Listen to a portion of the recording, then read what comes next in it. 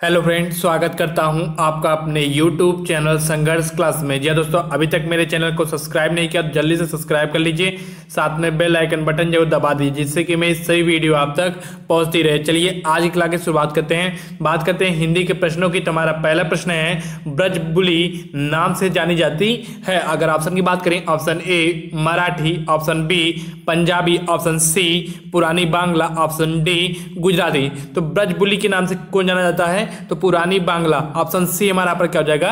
Right answer. चलिए अगले प्रश्न चलते हैं। हमारा अगला प्रश्न है, अधिकतर भारतीय भाषाओं का विकास किस लिपि में हुआ है? अगर ऑप्शन की बात करें, ऑप्शन ए शारदा लिपि, ऑप्शन बी कुटिल लिपि, ऑप्शन सी ब्राह्मी लिपि, ऑप्शन डी इनमें से कोई नहीं। तो अधिकतर भारतीय भाषाओं का विकास किस लिपि में हुआ है? तो हमारा ब्राह्मी लिपि से हुआ है। तो ऑप्शन सी हमारा क्या हो जाएगा यहाँ पर? Right answer. चलिए अगले प्रश्न चलते हैं। हमारा अगला प्रश्न है, निम्नलिखित में से अयोग व ध्वनि किसे कहा जाता है? अगर ऑप्शन की बात करें, ऑप्शन ए अनुस्वार, ऑप्शन बी महाप्राण, ऑप्शन सी घोष, ऑप्शन डी अघोष। तो अगर हम बात करें अयोग व ध्वनि की, तो अयोग व ध्वनि किसे कहा जाता है? अनुस्वार को कहा जाता है। तो ऑप्शन ए हमारा पास क्या हो जाएगा? Right answer. अगर हम बात करें महाप्राण की, तो महाप्राण किसे कहते हैं? ऐसे वर्ण जिन्हें बोलते समय मुख से अधिक वायु निकलती है, वे सब क्या कहलाते हैं? हमारे वे वर्ण क्या कहलाते हैं? महाप्राण वर्ण कहलाते हैं। अगर बात करें ये कौन कौन से होते हैं, तो प्रत्येक वर्ग का दूसरा और चौथा वर्ण हमारा क्या होता है?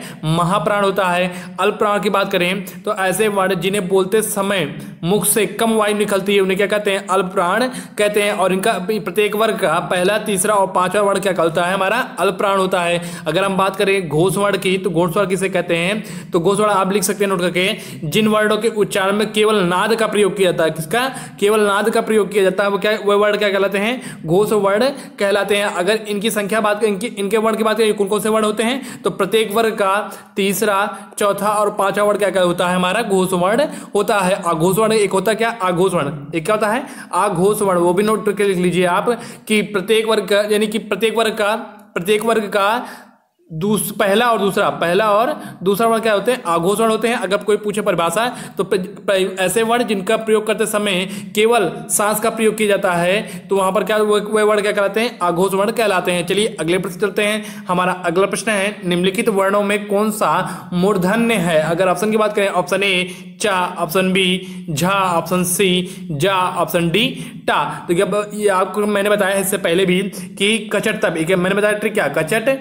कचट तप, ठीक है। और उसके नीचे बताते हैं माने KTM 2। तो वहां पर क्या था? के से कावर्ग, चा से चावर्ग, टा से तावर्ग, ता से तावर्ग, पा से पावर्ग। और KTM का मतलब क्या? के से कंठ हो जाएगा, टी से तालु हो जाएगा, एम से मूर्धा हो जाएगा, डी से दंत हो जाएगा, ओ से ओष्ठ हो जाएगा। यहाँ पर हमसे क्या बोला है? मूर्धन्य। तो यह हमारा कहा मूर्धन्य के ऊपर क्या है? टा वर्ग हमारा क्या होता है? मूर्धन्य से बोला जाता है। तो यहाँ पर ऑप्शन डी हमारा क्या है? टा है। तो इसलिए यहाँ पर क्या हो जाएगा?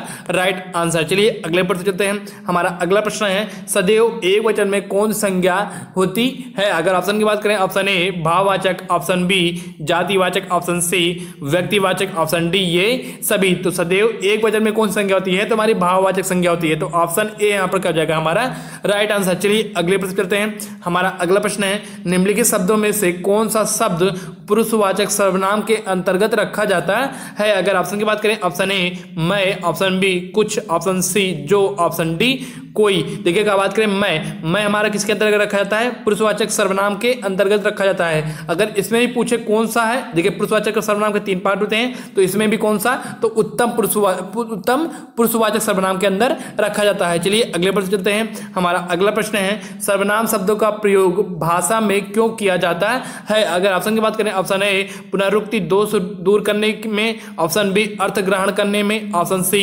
वाक्य को छोटा करने में, ऑप्शन डी वाक्य को सुंदर बनाने में। तो यहाँ पर क्या प्रश्न पूछा? सर्वनाम शब्दों का प्रयोग भाषा में क्यों किया जाता है? तो हमारा पुनरुक्ति दोष दूर करने के लिए प्रयोग किया जाता है। तो ऑप्शन ए हमारा पर क्या जाएगा? यहाँ पर राइट आंसर। चलिए अगले प्रश्न करते हैं। हमारा अगला प्रश्न है, जो आया है सो जाएगा, इसमें कौन सा सर्वनाम है? अगर ऑप्शन की बात करें, ऑप्शन ए निश्चयवाचक, ऑप्शन बी निजवाचक, ऑप्शन सी संकेतवाचक, ऑप्शन डी संबद्धवाचक। देखिए अगर बात करें निश्चयवाचक सर्वनाम की। तो निश्चयवाचक सर्वनाम क्या कहता है, जिस सर्वनाम में पास या दूर किसी व्यक्ति या वस्तु की ओर संकेत का बोध हो तो वहां पर हमारा क्या होता है, निश्चयवाचक सर्वनाम होता है। अगर निजवाचक सर्वनाम की बात करें तो ये क्या कहता है, जिन सर्वनाम शब्दों का प्रयोग कर्ता स्वयं के लिए करता है उन्हें क्या कहते हैं, निजवाचक सर्वनाम कहते हैं। संबंधवाचक सर्वनाम की बात करें, जिन सर्वनाम शब्दों से दो अलग अलग बातों या वाक्यों के बीच संबंध का बोध हो उन्हें क्या कहते हैं, संबंधवाचक सर्वनाम कहते हैं। अगर हम बात करें जैसे यहाँ पर जो आया है सो जाएगा, तो यहाँ पर देखिए संबंध बताने का यहाँ पर क्या हो जाएगा, हमारा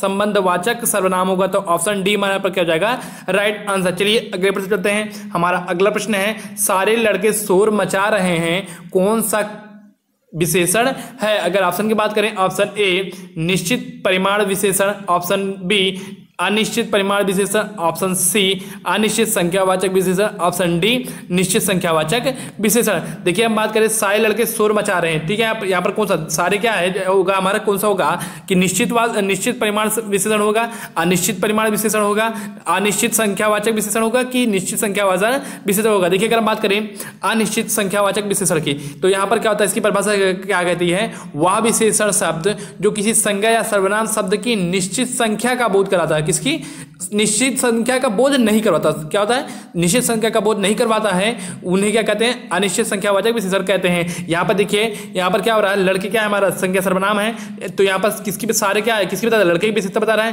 तो यहाँ पर क्या हो जाएगा, सारे हमारे क्या विशेषण है, कौन सा विशेषण, संख्यावाचक विशेषण है, क्योंकि यहाँ देखिए लड़के कोई संख्या की गिनती होगी ना, तो यहाँ पर कौन सी गिनती, देखिए गिनती कोई निश्चित नहीं है, तो यहाँ पर क्या हो जाएगा, अनिश्चित संख्यावाचक विशेषण। ऑप्शन सी हमारा यहाँ पर क्या हो जाएगा, राइट आंसर। चलिए अगले प्रश्न चलते हैं। हमारा अगला प्रश्न है, माता ने बालक को वस्त्र पहनाए, वाक्य में कौन सी क्रिया है? अगर ऑप्शन की बात करें, ऑप्शन ए प्रेरणार्थक क्रिया, ऑप्शन बी सकर्मक क्रिया, ऑप्शन सी आकर्मक क्रिया, ऑप्शन डी द्विकर्मक क्रिया। देखिए अगर बात करें प्रेरणार्थक क्रिया, देखिए अगर बात करें वाक्य की, माता ने बालक को वस्त्र पहनाए, ठीक है, वस्त्र पहनाना क्या हुआ, क्या हो जाएगा हमारा क्रिया हो जाएगी, ठीक है। यहाँ किसको पहना है, बालक को, और क्या पहना है, वस्त्र पहना है, ठीक है। तो यहाँ पर दो कर्म आए, क्या जब किसी वाक्य में दो कर्म आए तो वहां पर क्या होती है, द्विकर्मक क्रिया होती है। तो ऑप्शन डी हमारा यहाँ पर क्या जाएगा, राइट आंसर। चलिए अगले प्रश्न चलते हैं। हमारा अगला प्रश्न है, रोहन ने खेल कर दूध पी लिया, इस वाक्य में खेल कर कौन सी क्रिया है? अगर ऑप्शन की बात करें, ऑप्शन ए नामबोधक, ऑप्शन बी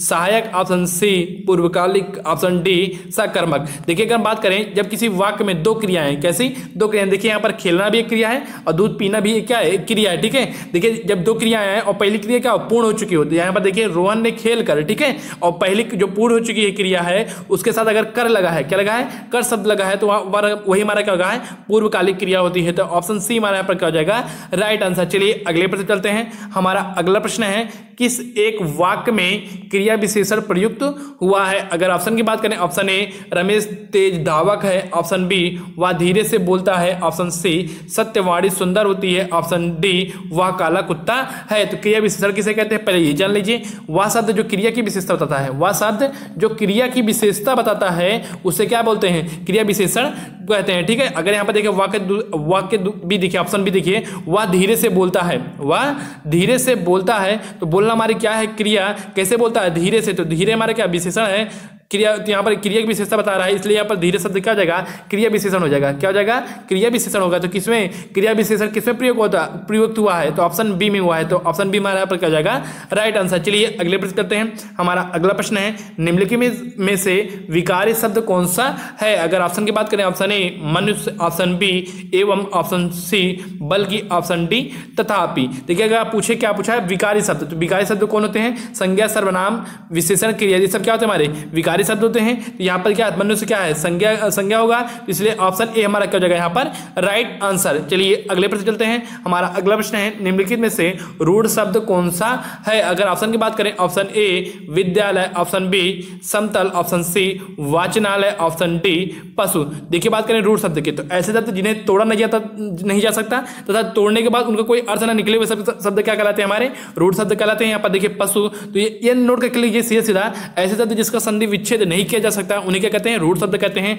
तो यहाँ पर पशु का संधि विच्छेद नहीं किया जाता, इसलिए ऑप्शन डी हमारा यहाँ पर क्या जाएगा राइट आंसर। चलिए अगले प्रश्न चलते हैं। हमारा अगला प्रश्न है, निम्नलिखित में से अवयव का कौन सा भेद नहीं है? अगर ऑप्शन की बात करें, ऑप्शन ए संबंध बोधक, ऑप्शन बी समुच्चय बोधक, ऑप्शन सी भावादि बोधक, ऑप्शन डी विस्मयादि बोधक। देखिए अगर बात करें अव्यय का कौन सा भेद नहीं है, तो भावादि बोधक कोई अव्यय का भेद नहीं होता है, तो ऑप्शन सी हमारा यहाँ पर क्या जाएगा राइट आंसर। चलिए अगले प्रश्न चलते हैं। हमारा अगला प्रश्न है, विराम चिन्हों में सर्वाधिक प्रयोग किस चिन्ह का प्रयोग होता है? तो अगर हम ऑप्शन की बात करें, ऑप्शन ए अल्प विराम, ऑप्शन बी पूर्ण विराम, ऑप्शन सी प्रश्नवाचक चिन्ह, ऑप्शन डी इनमें से कोई नहीं। तो क्या पूछा हमसे प्रश्न कि विराम चिन्हों में सर्वाधिक प्रयोग किस चिन्ह का होता है? तो अल्प विराम का होता है, तो ऑप्शन ए यहाँ पर क्या हो जाएगा राइट आंसर। देखिए यहाँ पर नोट कर लीजिए कि कामता प्रसाद गुरुजी द्वारा विराम चिन्हों की कितनी संख्या मानी गई है? 20 मानी गई है। और कामता प्रसाद गुरुजी ने विराम चिन्हों को कहां से लिया है? तो अंग्रेजी से लिया हुआ मानते हैं। कहां से लिया हुआ मानते हैं? अंग्रेजी से लिया मानते हैं। नोट करके लिख लीजिए, पूर्ण विराम एक ऐसा विराम चिन्ह है जिसे क्या अंग्रेजी से लिया हुआ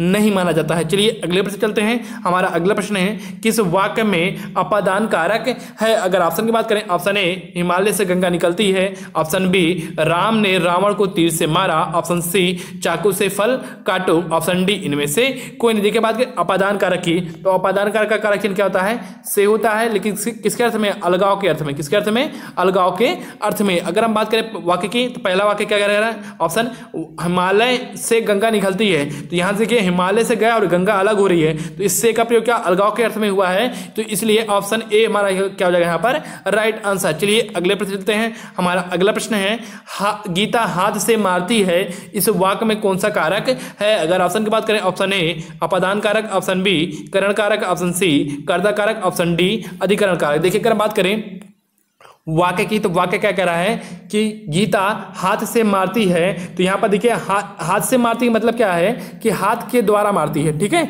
जब से शब्द का प्रयोग द्वारा के अर्थ में, किसके द्वारा के अर्थ में, तो वहां पर क्या होता है? हमेशा करण कारक होता है, तो ऑप्शन बी हमारा क्या हो जाएगा यहाँ पर राइट आंसर। चलिए अगले प्रश्न चलते हैं। हमारा अगला प्रश्न है, निम्नलिखित शब्दों में स्त्रीलिंग शब्द कौन सा है? अगर ऑप्शन की बात करें, ऑप्शन ए मकड़ी, ऑप्शन बी दरवाजा, ऑप्शन सी घर, ऑप्शन डी इनमें से कोई नहीं। तो निम्नलिखित में से स्त्रीलिंग शब्द कौन सा है? तो हमारा कौन सा है? मकड़ी है, तो ऑप्शन ए यहाँ पर क्या हो जाएगा हमारा राइट आंसर। चलिए अगले प्रश्न चलते हैं। हमारा अगला प्रश्न है, मुख्यमंत्री ने बाढ़ पीड़ितों को अनाज और कपड़े दिए, वाक्य में कौन सा कारक है? अगर ऑप्शन की बात करें, ऑप्शन ए संप्रदान, ऑप्शन बी अपादान, ऑप्शन सी कर्ता, ऑप्शन डी करण कारक। देखिए अगर हम बात करें संप्रदान कारक की, तो कारक चिन्ह क्या होता है? के लिए होता है। कारक चिन्ह क्या होता है? के लिए होता है। अपादान का से होता है, लेकिन अलगाव के अर्थ में होता है। किसके अर्थ में? अलगाव के अर्थ में। अगर बात कर्ता कारक, कर्ता का कारक चिन्ह क्या होता है? नहीं होता है। और करण कारक का कारक चिन्ह क्या होता है? करण का भी कारक चिन्ह क्या होता है? से होता है, लेकिन किसके द्वारा के अर्थ में। ठीक है, अगर यहाँ पर देखें, मुख्यमंत्री ने बाढ़ पीड़ितों को अनाज और कपड़े दिए, जहां पर कुछ देने का भाव आएगा, तो वहां पर क्या दान देने का भाव आएगा, तो वहां पर क्या जाएगा हमारा संप्रदान कारक होगा, तो ऑप्शन ए यहाँ पर क्या हो जाएगा हमारा राइट आंसर। चलिए आज का वीडियो यहीं तक। अगर आपको वीडियो अच्छा लगा तो चैनल को लाइक कीजिए, सब्सक्राइब कीजिए, दोस्तों को शेयर जरूर कीजिए।